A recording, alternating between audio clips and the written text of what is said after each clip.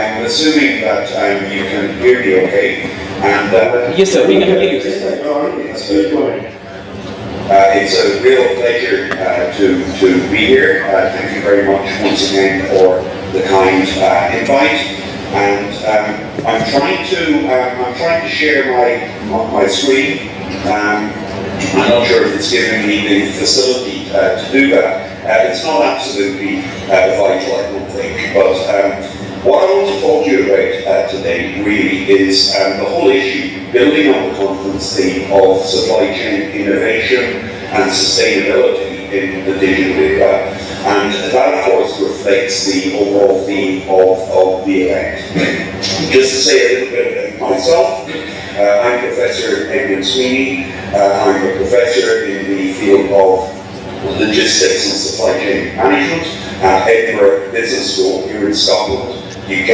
And Edinburgh Business School is it's the business school of Harry Watt University. And Harry Watt University, Edinburgh Business School, we are very proud to be knowledge partners of this conference.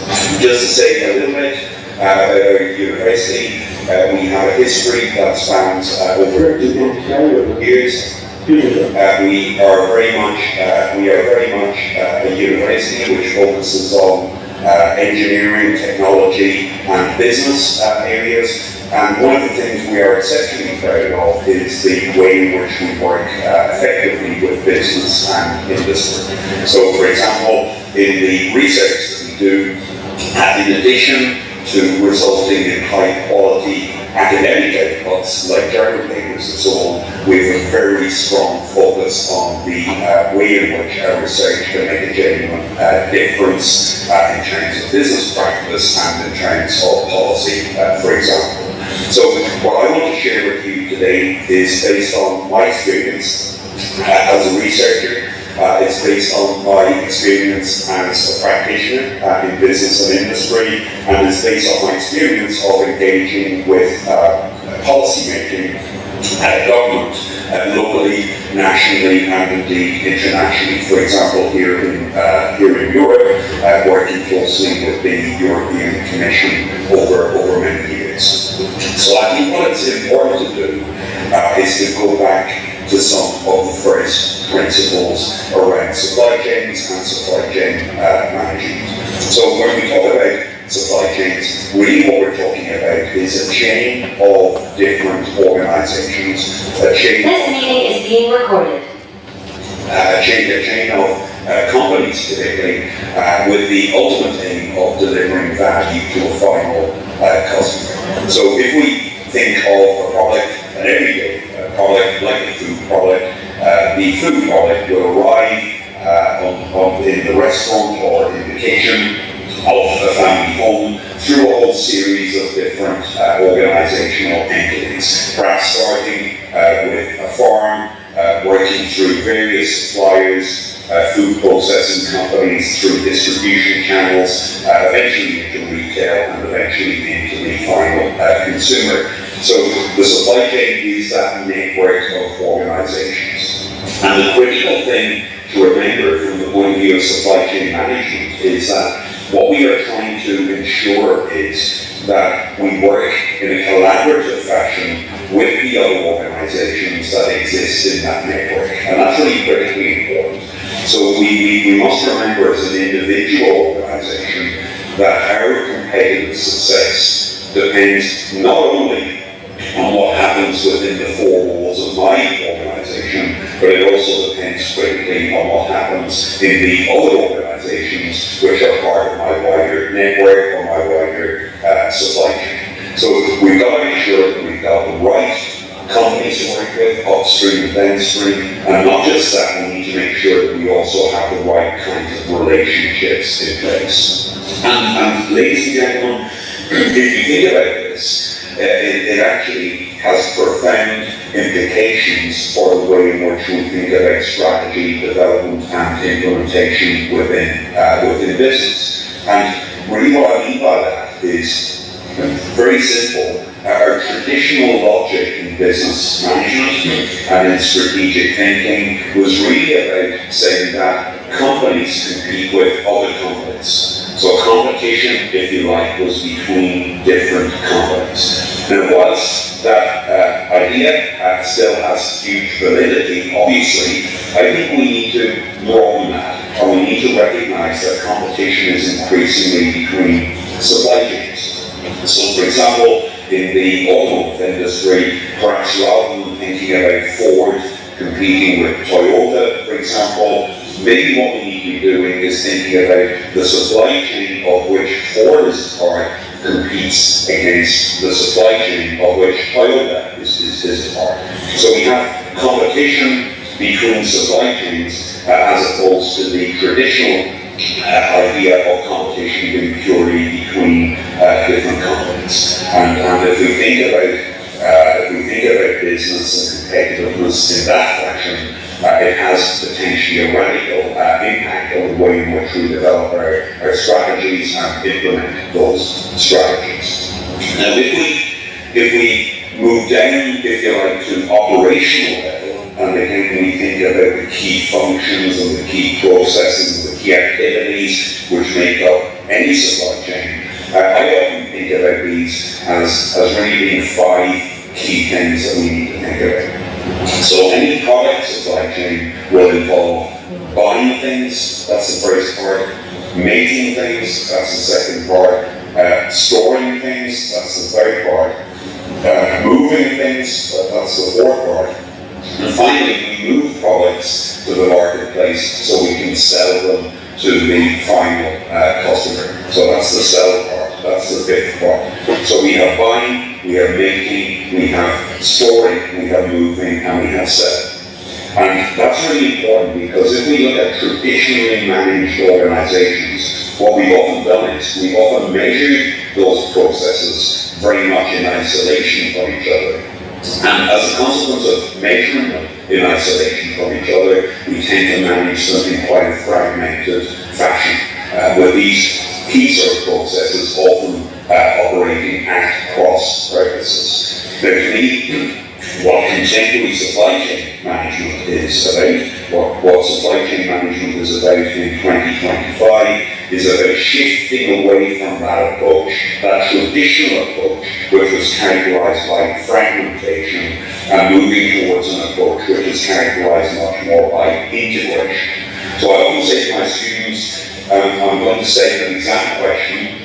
The exam question will ask, what is supply chain management? The trick is that the student is only allowed to use one word to answer the question. And if that were the case, the one word probably that we would need to use is the word integration. So the concept of integration lies at the very heart, at the very center of contemporary supply chain management thinking. In a nutshell, supply chain management is about doing things in a much more joined up, in a much more methodical, a much more systematic, and a much more integrated fashion. And if we look at world-class organizations, and we look at world-class supply chains, one of the things that we find will be a feature across many sectors is they will be highly integrated. So doing things in a joined up way, doing things in an integrated way, that really holds the key to much of what we need to think about as supply chain and business professionals. Now, I'd like to move on to say something about some of the, what I call the mega challenges that we face in the 21st century. And I've got a list of sort of 7 mega challenges. These are big ticket items which companies across different sectors, companies in different parts of the supply chain, whether it be retail or logistics or manufacturing, and companies right across the world are really trying to grapple with. The first one of these is really around competition and markets. So when I ask the businesses with which I work, what is the single biggest challenge you face? The most common response I get back is it's really intense competition in very complicated, complex marketplaces with very sophisticated and discerning customers. So what we sometimes refer to as hyper competition in markets made up with very discerning customers. And increasingly what we're finding is that when we look at marketplaces, customers are asking for more and more in terms of quality and in terms of service, and competition means that we have downward pressure in terms of the prices that we can charge. So in some sense, if you will, what we have is the perfect storm.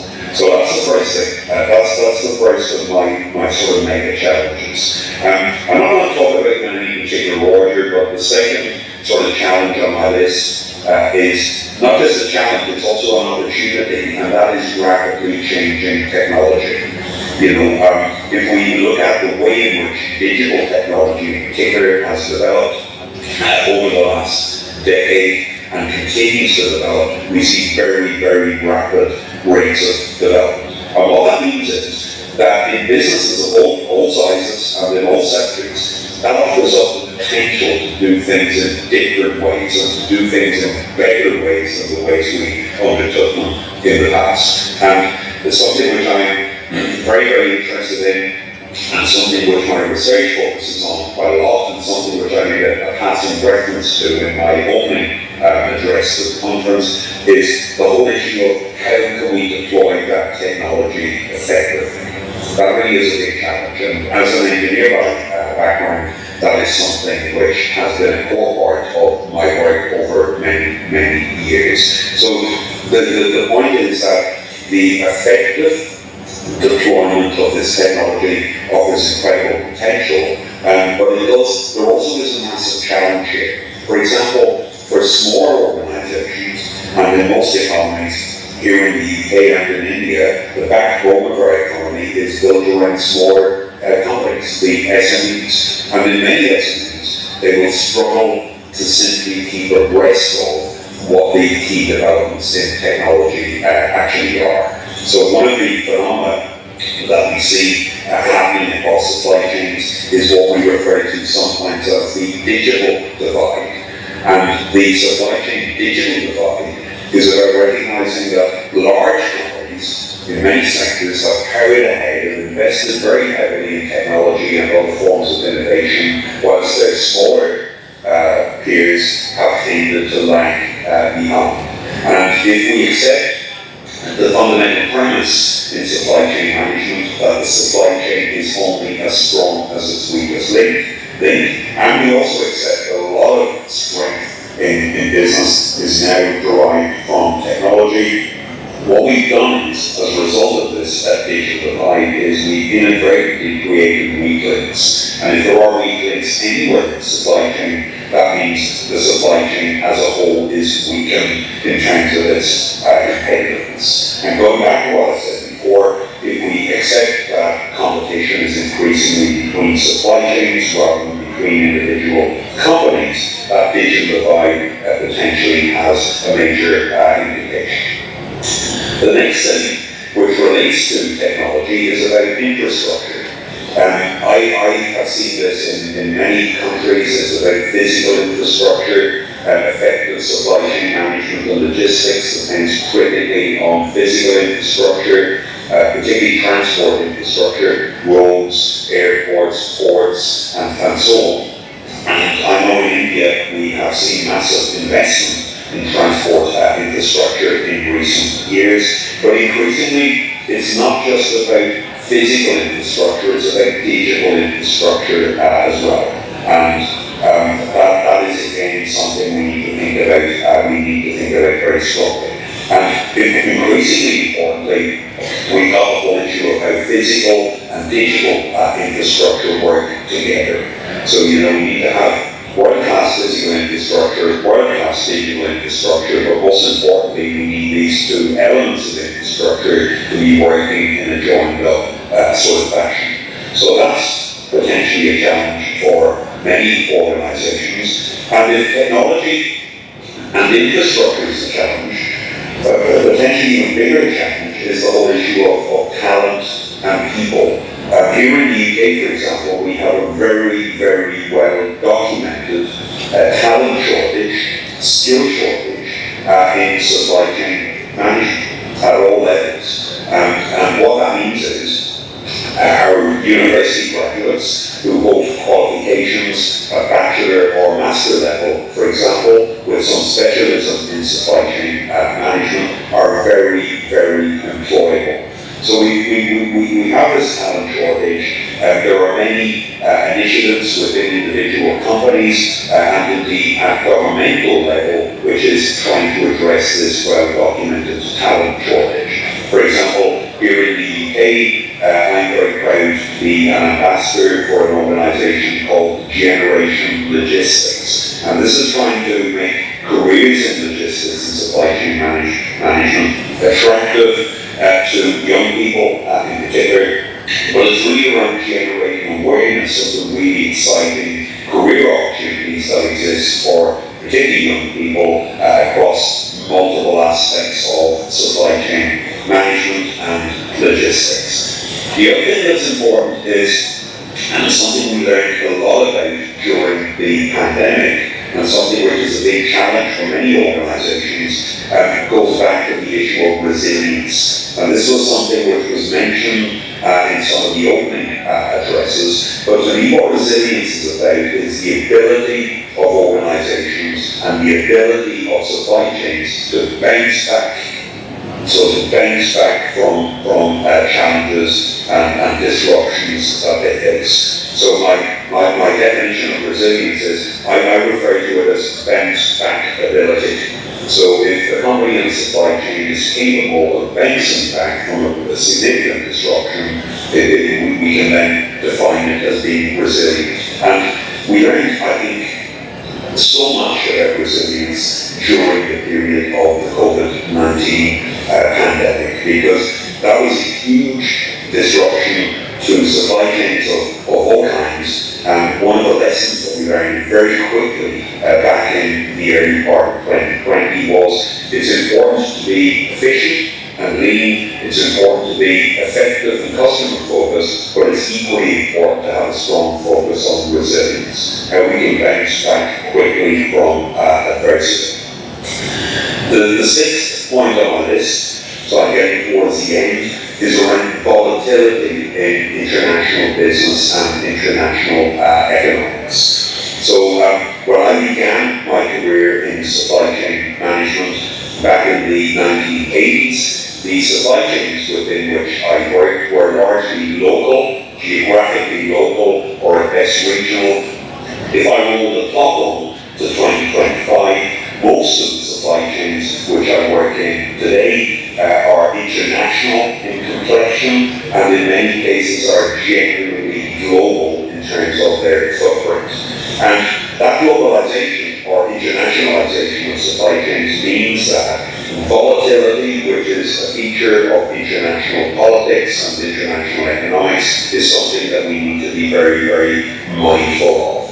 So, for example, with the election of a new president in the United States recently, and much talk about tariffs and trade wars and restrictions to trade and so on, these are political decisions which have a major impact on the way in which we design our supply chains and the way in which we operate our supply chains on a day-to-day and week-to-week basis. So supply chain professionals in the 21st century need to be very knowledgeable and cognizant of economic and political volatility and what that means in their particular supply chains. And the final thing, I've deliberately left arguably the most important challenge until the very end, and the big challenge, the thing which keeps a lot of supply chain professionals awake at night, is the whole issue of environmental degradation. So we know very well that activities up and down our supply chains, including but not limited to transportation, have a negative effect on the natural environment. In the form of pollution, yes, but most importantly in the form of greenhouse gas emissions, which contribute, of course, to climate and the climate crisis, and have contributed absolutely to global warming or global heating. So a big consideration for all of us who work in supply chains is around how can we do things in a much more environmentally sustainable fashion. So I'm really pleased that one of the key words and key phrases in this conference is about sustainability. And that's really, really important. So I've talked about sort of 7 mega challenges, and I think if we put all of these together, we begin to realise the scale of the issue facing us in business and facing us in supply chains more widely. I mean, to have to grapple with any single one of those challenges, which I mentioned, would be difficult, but trying to grapple with all of them simultaneously is the really big issue which supply chain professionals are grappling with and which business managers are grappling with globally. When we put them all together, it always reminds me of the well-known acronym which is called VUCA, VUCA. So we've got volatility, we've got uncertainty, we've got complexity, and we've got ambiguity. And managing in this VUCA environment, I think requires us to have a focus on at least 2 things. There's 2 key words in the title of my presentation. The first of these is innovation, and again it's a word in the title of this conference. And the second key word is around sustainability. And let's just talk about each of these 2 things for a few minutes before we come to the end. Let's talk about innovation first of all. Innovation is, I think, in many ways the most important word in the supply chain vocabulary. The word innovation has its roots in the Latin language, from the Latin word novus, the word novus meaning new. So what innovation is about finding new and better ways of doing things. Now our focus in business traditionally, when we refer to innovation, was very often on product innovation. So we would talk about innovative new products which have been introduced into the market by big organizations like Apple or whatever. And product innovation is, of course, critically important. However, from a supply chain perspective, what I'm much more interested in is what I refer to as process innovation.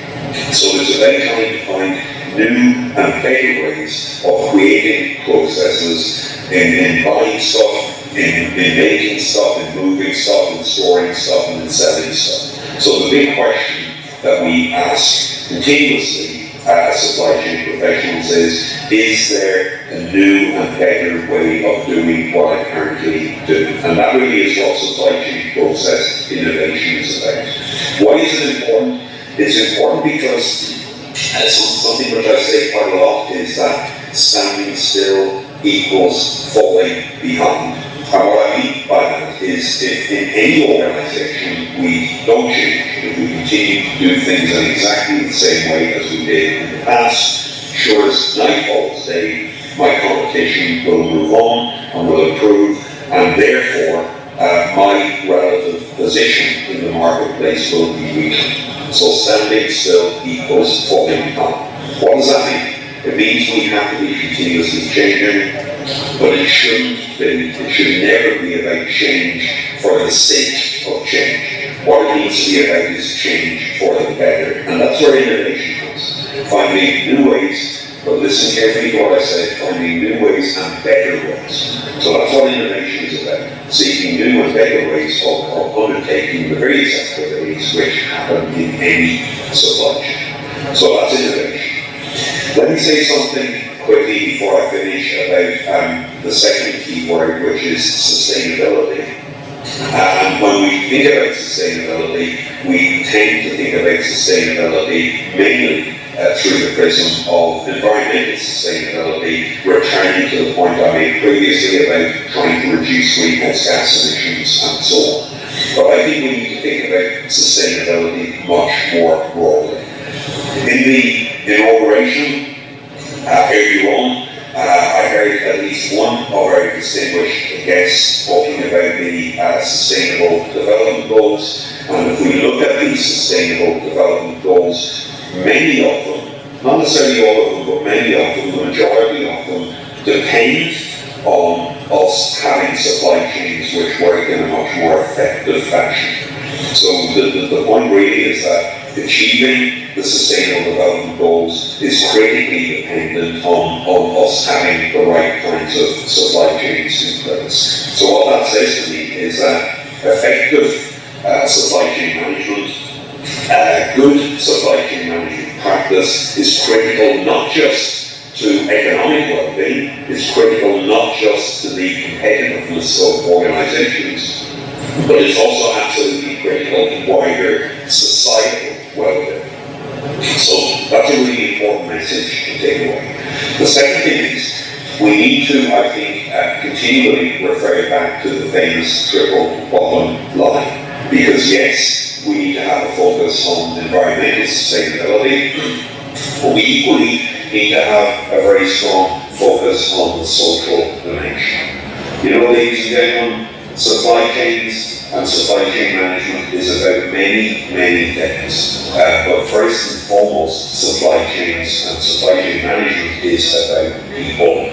So people are at the center of everything we do in supply chain management. And a lot of my work in recent years has been about how can we make sure that our supply chains are much more people focused, not just customer focused, but focused on the people who design the supply chains, the people who operate the supply chains, and of course the people who those supply chains serve. So people-centric supply chain management, a very strong focus on the human dimension, is a critical issue for us in the 21st century and here in 2025. Go back to something I said previously.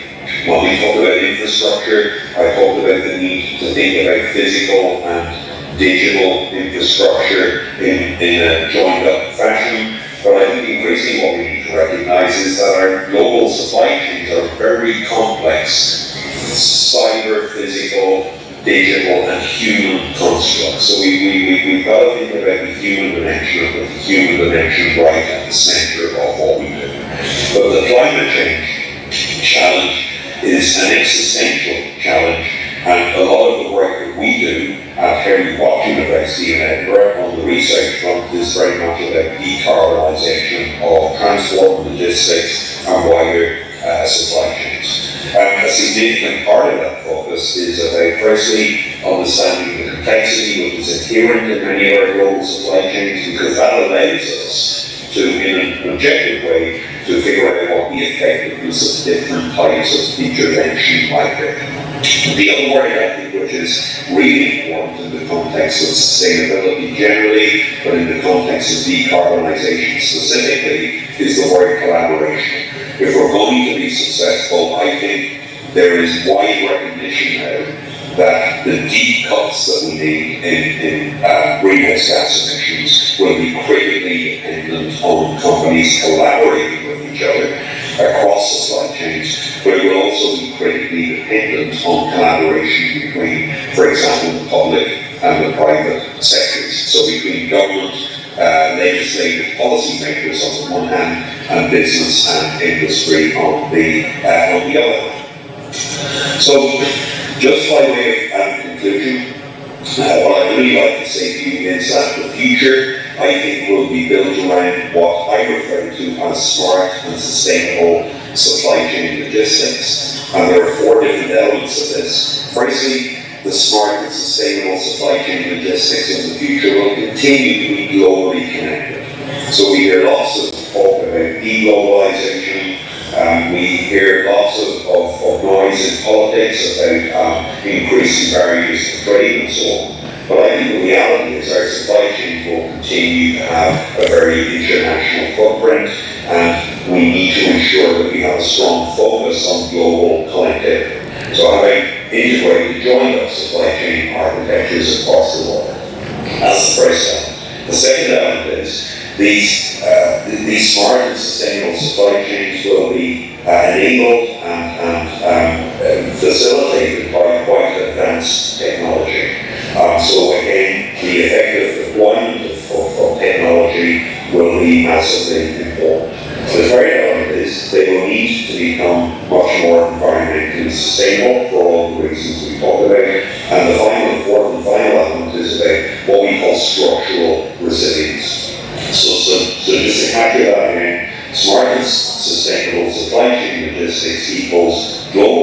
activity number one, facilitated by advanced technology number two, environmental sustainability is the third feature, and structural resilience is the fourth one.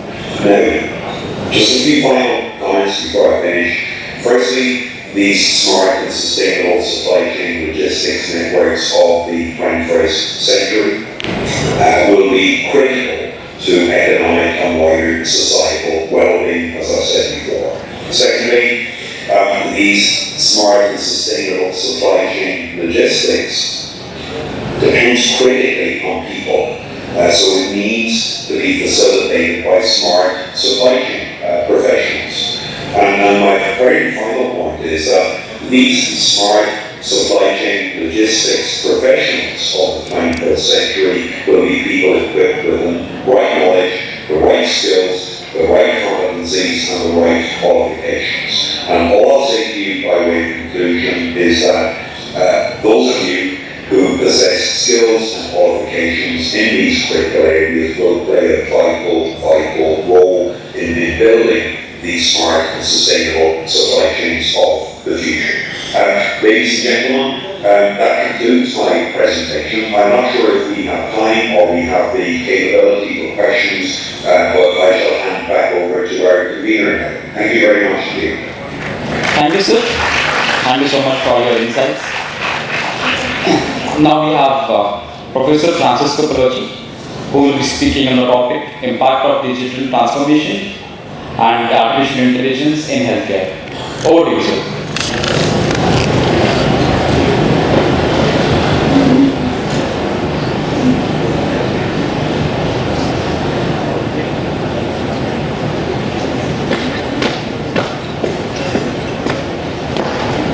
All right, how are you? Good. Energized? Good. While we wait for the slides to appear,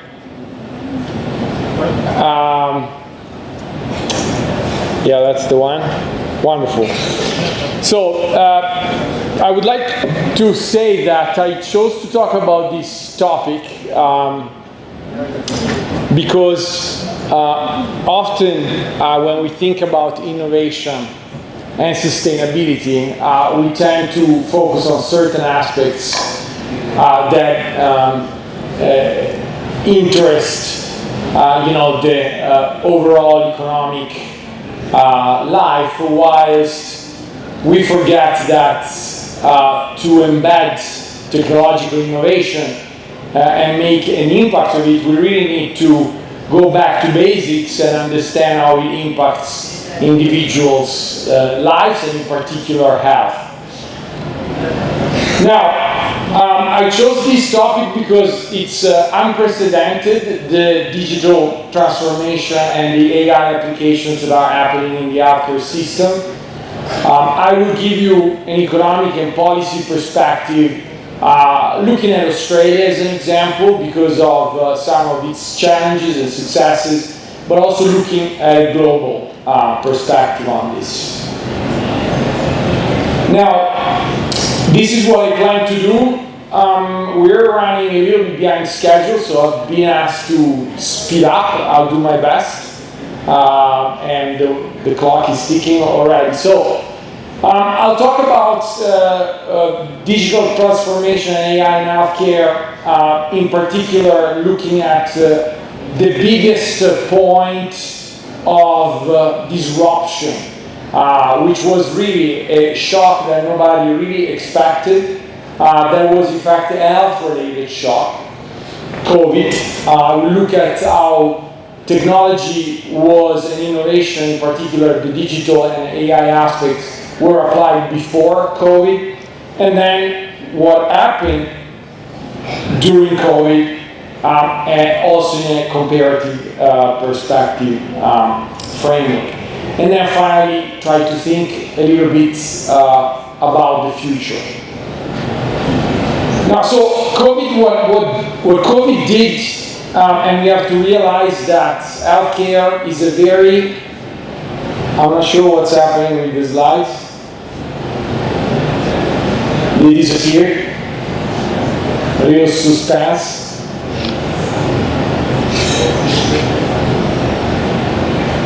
All right? Are we good? All right. I'll manage. Don't worry. I'm in charge. Good. So what happened with COVID in healthcare, you have to realize that healthcare is globally a very conservative industry. There is a lot of medical advancement, a lot of medical technological advancement, but the way in which these technologies are absorbed by the healthcare systems, where we have healthcare systems, it's not as fast as we would want it to be. And it's not as fast or comprehensive and impactful to universal, to everyone in society as we would want it to be. And the reasons are many, but one above all is literally the economic ability to have technology innovation to be absorbed in a fast manner to allow access for as many individuals as possible. So what COVID caused was a complete collapse of healthcare systems. In fact, many health professionals in the workforce perished during the pandemic. You might recall the images at the very beginning in my own country, in Italy, in the area of Milan, one of the richest parts of Europe, with literally individuals, families, but also health professionals really facing tragic moments, which really impacted the workforce. And obviously changes in the way we started funding healthcare, and in fact an increasing fear towards healthcare systems, and in fact also in the way people seek for medical consultations. So what COVID did basically, it really put at a great challenge and strain most developed countries' healthcare systems, and clearly even more so in the developing world as well. This obviously caused problems also for things that were not COVID related, that impacted individuals that had planned surgeries, elective type of surgeries. So this means that, in fact, COVID forced us to look at our technologies in a different way and accelerated the way in which we had to deal with these technologies and their applications. Before COVID happened, technology was already there for many years. In some countries, only private sectors or individuals with a lot of financial resources could experiment them. But the reality is that all that technology was kind of sitting more or less on the shelves, and in reality healthcare systems didn't really absorb it in the way that probably we would have needed when COVID happened. Clearly, that technology is still in a post-COVID era challenging many policymakers around the world, and it has to do with everything you may think of in terms of data storage, analytics, even in fact ways in which we can predict diseases and find new ways of funding for the access of technology. All that was available but not absorbed in universal healthcare systems in the developed world, only a portion of that. And as you can see, after COVID, most countries have a pretty decent degree of digital transformation, digital technologies, and AI applications. Now, in Australia, what we have seen during the pandemic was a clear intent by the government to expand financing and the coverage of digital technologies. Many schemes, new mechanisms to incentivize demand and supply of digital technologies and access to services offered in that fashion were put in place, and obviously that was of very critical importance to serve not only remote communities but also communities that had other types of remoteness induced by the pandemic itself in major cities. So when we think about innovation and remote type of care, Australia has a very long-standing tradition with servicing since the beginning of the 90s very remote communities with a non-digital remote technology known as the Royal Flying Doctor Service, which really was an incredible innovation. But since that moment, the way in which healthcare system dealt with absorbing this technology hasn't been nowhere near the speed in which digital and all sorts of technologies have been introduced. We have to wait until the beginning of the 2000s to start seeing the regulatory frameworks and the guidelines of the professions to start formalizing in the healthcare systems some of the telehealth technologies available already and utilize them to speed up diagnosing and, for example, introduce faster, better triaging remote systems.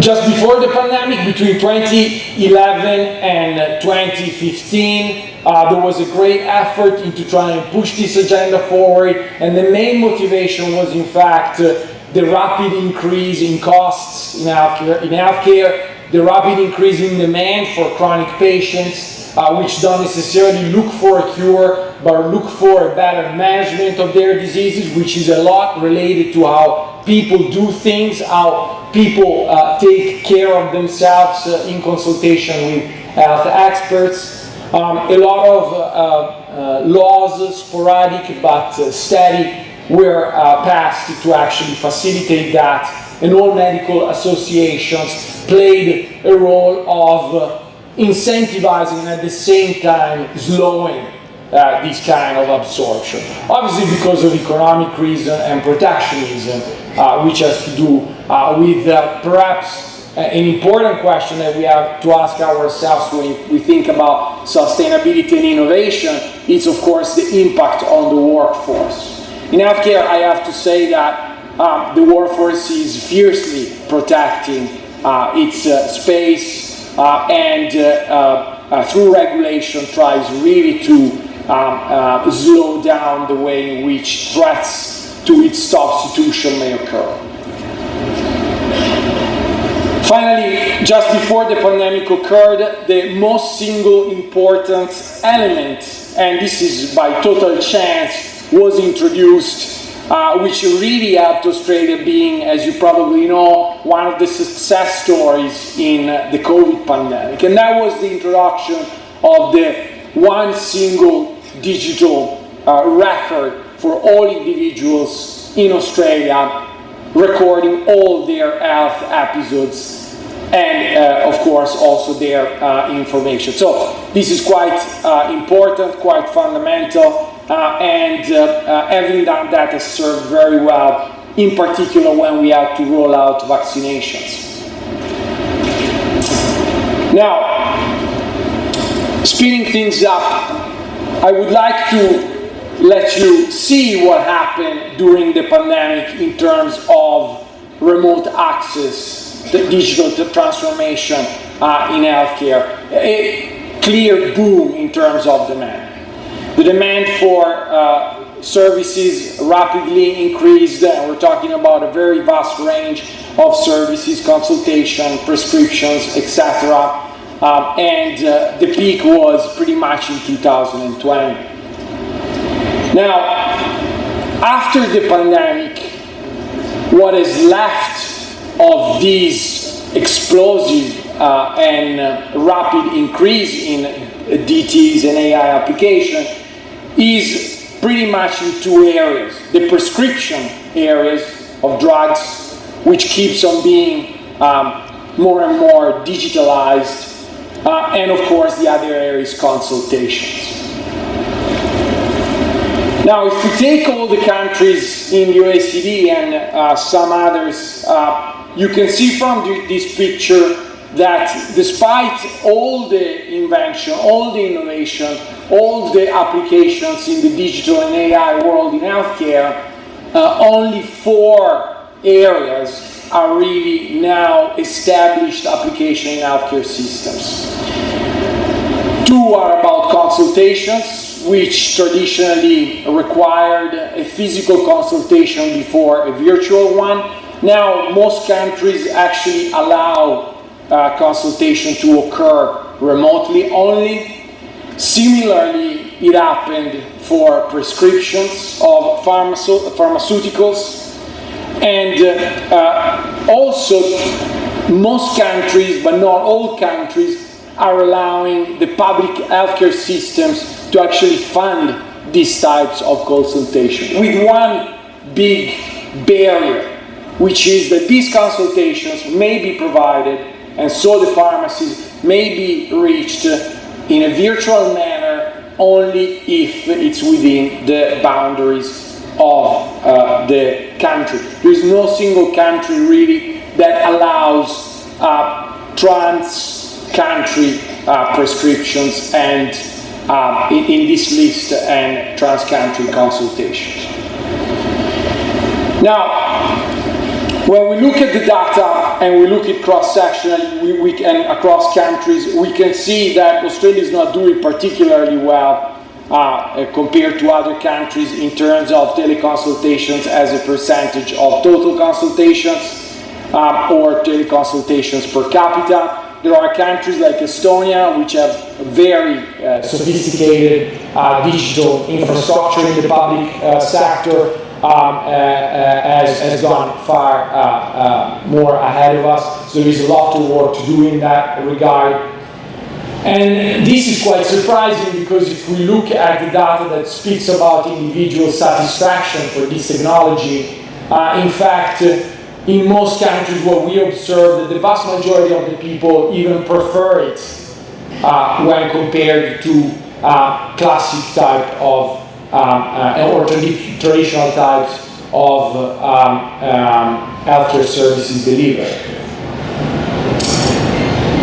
This is true for Europe, this is true for North America. It's pretty compelling, the satisfaction and preference for this type of technologies in healthcare across the board.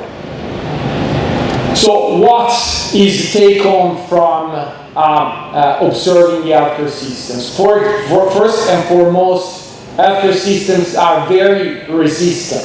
So individuals like you, young, dynamic, coming to the workforce in a few years or very soon from now, have a wonderful opportunity to bring about change with your knowledge in business or healthcare or even in technology, because clearly the demand for these services is there, but the government willingness to actually absorb them and implement them in a systemic fashion for as many people as possible to access them is nowhere near the speed of the innovation and technological change.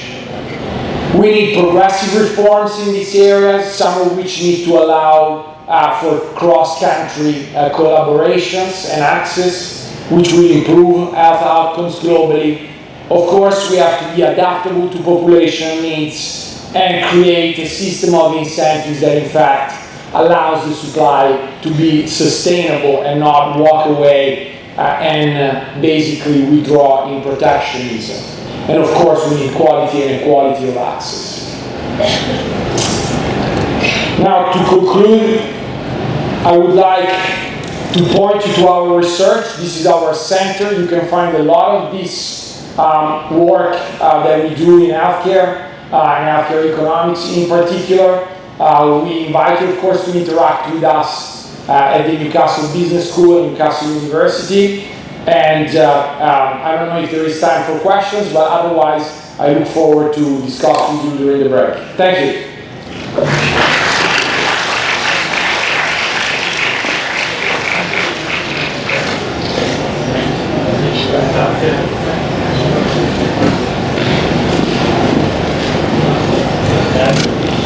Well, that was an enriching session. That was quite insightful.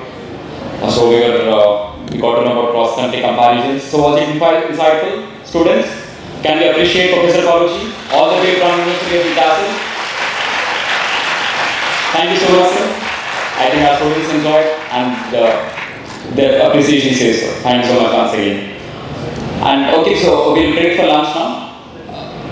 And all the delegates, our student team will escort you to the lunch menu. And all the students, please go back to your classes in the afternoon. All the delegates, we have student team, they will escort you to the lunch menu. For all the delegates, we will start offline presentations at 2 p.m.